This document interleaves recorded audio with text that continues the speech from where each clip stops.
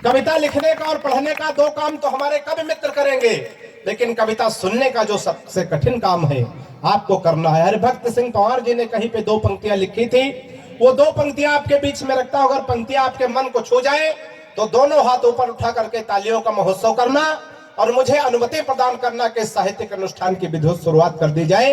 पंवार जी ने बड़ी अच्छी दो पंक्तियां लिखी कि कविता लिखना सरल नहीं है, पूछो इन फनकारों से। कविता लिखना सरल नहीं है, पूछो इन फनकारों से, ये लोहे को काट रहे हैं कागज की तलवारों से। कविता लिखना पूजा है, तपस्या है। हम लोग आज इस छोटे से आंगन में, छोटे से गांव में साहित्यिक अनुष्ठान की रचना कर रहे हैं। मंच पे जितने भी रचनाकार आए, एक बार मैं पुनः उनका परिचय कराना चाहता हूं। किनारे से बिल्कुल दुर्गा जी के रूप में बैठी है पीली पीले ड्रेस में, व्याख्या मिश्रा जी लखनऊ से आई है, देश की वरेण्य कवित्री। एक बार जोरदार तालियां उनके सम्मान में चाहता हूं। और ठीक उनके बगल आदरणीय चतुर्वेदी जी, जो आपको व्यंग भरी शैली में बड़ा अच्छा संचालन कर रहे थे। चतुर्वेदी जी का एक लड़का है जो पढ़ने जाता था, तो पीछे से चतुर्वेदी जी देखने जाते थे कि लड़का पढ़ता है, कोई दूसरा भी काम करता है। एक दिन चतुर्वेदी जी का लड़का कॉलेज के गेट पे पहुंचा, देखा सामने से एक लड़की निकल रही थी। लड़का बड़ा आशिक मिजाज था। लड़के ने गाना गाना शुरू कर दिया, रफ्ता रफ्ता मेरी आंख जिससे लड़ी है, देखो आज मेरे सामने खड़ी है। पीछे चतुर्वेदी खड़े थे, बोले बेटा जिससे तेरी आंख लड़ी है वो तुझसे 10 साल बड़ी है। तालियां अपनी पंक्तियों पे झूम के उठनी चाहिए।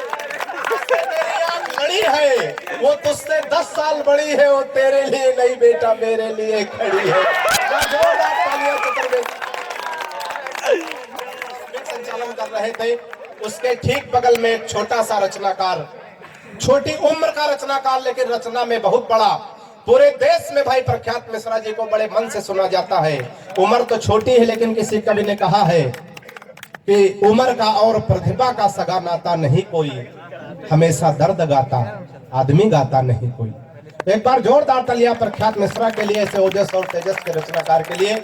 और उनके ठीक बगल जो बिल्कुल योगी की तरह लग रहे हैं, ऐसा लग रहा है कि छत्तीसगढ़ का भी संचालन ये करने वाले हैं आगे।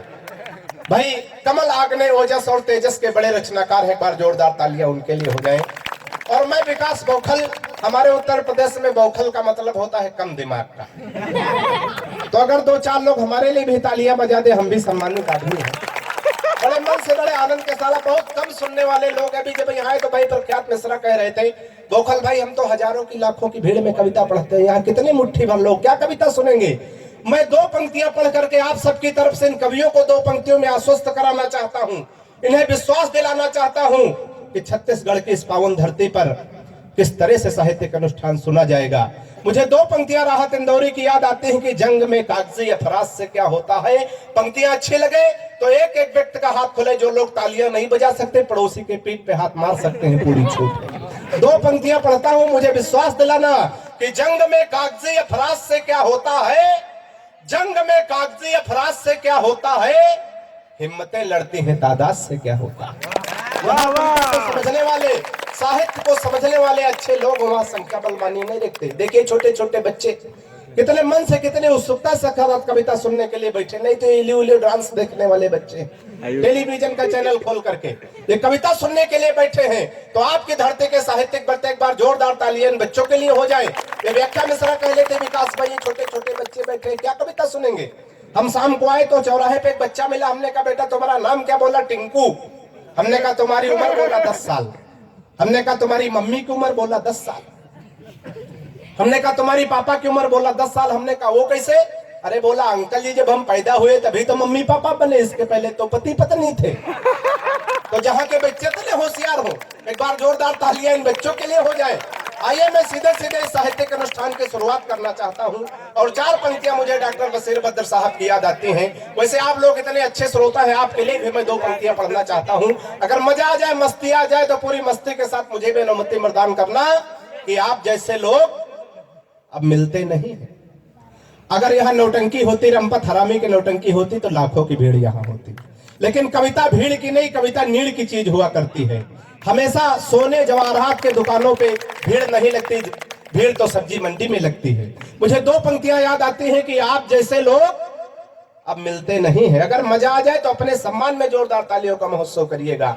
आप जैसे लोग अब मिलते नहीं हैं, इस महक के फूल अब खिलते नहीं हैं और आप चलकर आ गए हैं, शुक्रिया।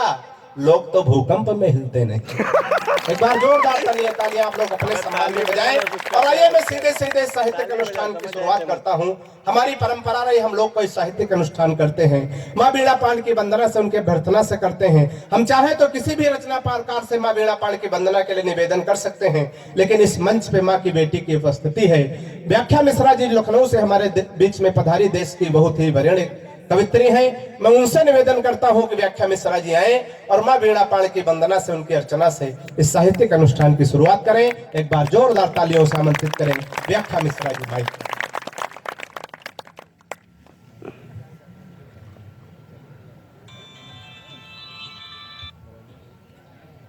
सर्वप्रथम माँ शारदे को नमन करती हूँ, मंच को प्रणाम करती हूँ, आप सबकी उपस्थिति को प्रणाम करती हूँ और भारतीय नववर्ष की बहुत ज़्यादा हार्दिक शुभकामनाएं, नवरात्रि की शुभकामनाएं देती हूँ आप सभी लोगों को। और जैसा कि आदेश हुआ है, माँ के चरणों में कुछ पंक्तियाँ निवेदित करना चाहती हूँ। माँ के वंदन में, माँ के अर्चन में आप लोग सुनने में मेरा सहयोग करें, मैं पढ़ने का प्रयास करती हूँ। कुछ पंक्तियाँ सुनिएगा। माँ वाणी का दीप जला लें, माँ वाणी का दीप जला लें मन मंदिर में हम। माँ वाणी का दीप जला लें मन मंदिर में हम। माँ का ही गुणगान करेंगे हम सब जन्म जन्म। माँ वाणी का दीप जला लें। और क्या है हमारी माता का स्वरूप देखिएगा। कर में फटिकों की माला है और विवेक